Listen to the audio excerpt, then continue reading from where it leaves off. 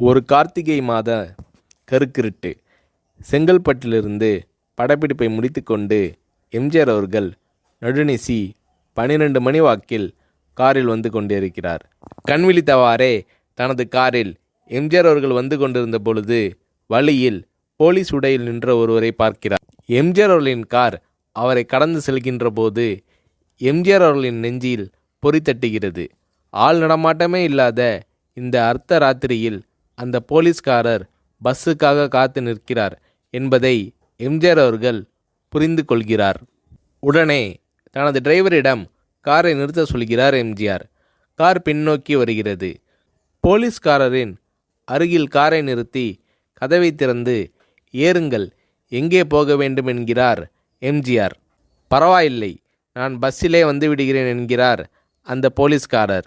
நேரமாகிவிட்டது, இனி இந்த ரூட்டில் பஸ் கிடையாது, ஏறிக்கொள்ளுங்கள் என்று எம்ஜிஆர் அவர்கள் வலுக்கட்டாயம் செய்ய போலீஸ்காரர் வேண்டா வெறுப்பாக ஏறுகிறார். காரின் உள்ளே லைட் போட்டு சாப்பிட்டீங்களா என்று கேட்டுக்கொண்டே தனது சீட்டுக்கு பின்னால் இருந்த பிஸ்கெட் பழங்களை எடுத்து கொடுக்கிறார் எம்ஜிஆர். இப்படி ஓசியில் பயணம் செய்வதே எனக்கு உடன்பாடில்லை. இன்னும் நீங்கள் உண்ண சொல்லி வேறு என்னை இழிவுபடுத்தாதீர்கள் என்று போலீஸ்காரர் மறுக்கிறார். எம்ஜிஆர் அவர்கள் பூரிக்கிறார். இருப்பவனிலிருந்து இல்லாதவன் வரை படித்து பதவியில் இருக்கும் எத்தனையோ பேர் எனக்கு அது வேண்டும் இது வேண்டும் என்று எம்ஜிஆர் அவர்களிடம் வேண்டியதை பெற்று செல்கிறார்கள். ஆனால் சாதாரண பொறுப்பில் இருக்கும் இந்த போலீஸ்காரரின் நேர்மை எம்ஜிஆர் அவர்களை மெய்சிலிர்க்க வைத்துவிட்டது. எம்ஜிஆர் அவர்களின் கார் கத தூரத்தில் வந்து கொண்டிருந்தாலும் காரின் நிறத்தையும் ஒளியையும் மனம் கமலும் ஓடிக்கான் வாசனையையும் வைத்து இது எம்ஜிஆர் அவர்களின் கார் என்றும் கார் சென்ற தடத்தை தொட்டு வணங்குகின்ற அளவுக்கு புகழுடன் திகழ்ந்த நேரம் அது. அரை மணி நேரம் கார் சென்று கொண்டிருக்கிறது. ஆனால் அதுவரை எம்ஜிஆர் அவர்களை பற்றி பெரிதாக போற்றி புகழ்ந்து பேசாமல் அந்த போலீஸ்காரர் வந்ததே புரட்சித் தலைவர் எம்ஜிஆர் அவர்களுக்கு அந்த போலீஸ்காரர் மீது மரியாதையை கூடுதலாக்கியது. நான் தான் எம்ஜிஆர் என்கிறார் எம்ஜிஆர். கேள்விப்பட்டிருக்கிறேன் என்கிறார் அந்த போலீஸ்காரர்.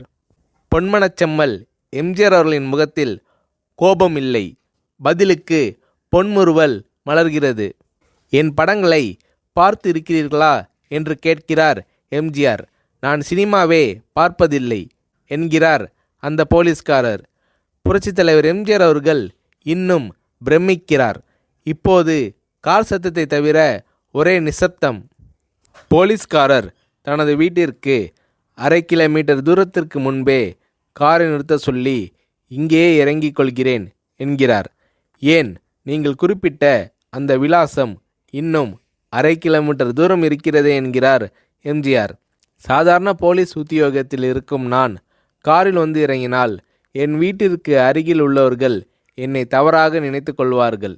இதுவரை இப்படி நான் யார் காரிலும் ஓசியில் வந்து பழக்கமில்லை.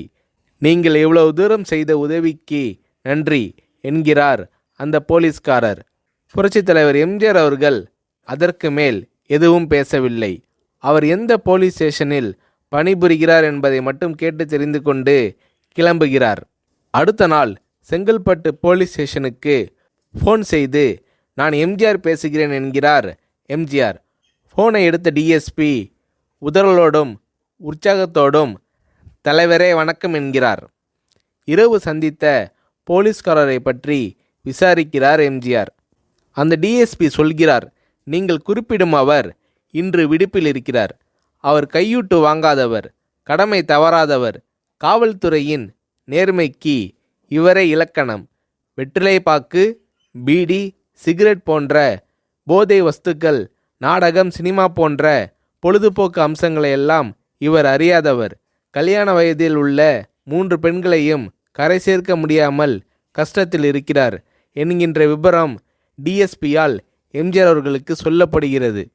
அவரை நாளை என் தோட்டத்திற்கு வர சொல்லுங்கள் என்கிறார் எம்ஜிஆர். கேட்டுக்கொண்ட டிஎஸ்பி உங்களோடு ஃபோனில் ஆளுக்கு ஒரு வார்த்தை பேச இன்ஸ்பெக்டர், சப் இன்ஸ்பெக்டர் உட்பட எல்லோரும் ஆசைப்படுகிறார்கள். ஃபோனை அவர்களிடம் கொடுக்கலாமா என்கிறார். எம்ஜிஆர் அவர்கள் கொடுங்கள் என்கிறார். பேசுகிறார். அந்த போலீஸ் ஸ்டேஷனே புண்ணியம் பெற்றதாக மகிழ்ச்சி அடைகிறார்கள் அந்த போலீஸ்காரர்கள். மறுநாள் அந்த போலீஸ்காரர் ராமவரம் தோட்டத்திற்கு அழைத்து வரப்படுகிறார். அவரிடம் பேப்பரில் மடித்த பெரிய பணக்கட்டை கொடுத்து, இதை வைத்து உங்கள் பெண்களின் கல்யாணத்தை நடத்துங்கள் என்கிறார் எம்ஜிஆர். போலீஸ்காரர் மறுக்கிறார். நான் ஏதாவது உங்களிடம் காரியமாற்ற சொல்லி அதற்காக கொடுத்தால் அது தவறு.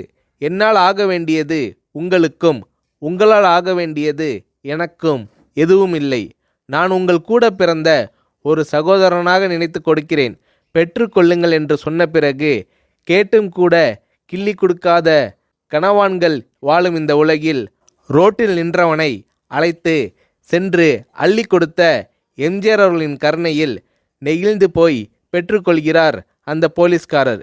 பிறகு ஒரு தேதியில் புரட்சித் தலைவர் எம்ஜிஆர் அவர்களே சென்று அந்த போலீஸ்காரரின் 3 பெண்களின் திருமணத்தையும் நடத்தி வைத்து வாழ்த்தி இருக்கிறார்.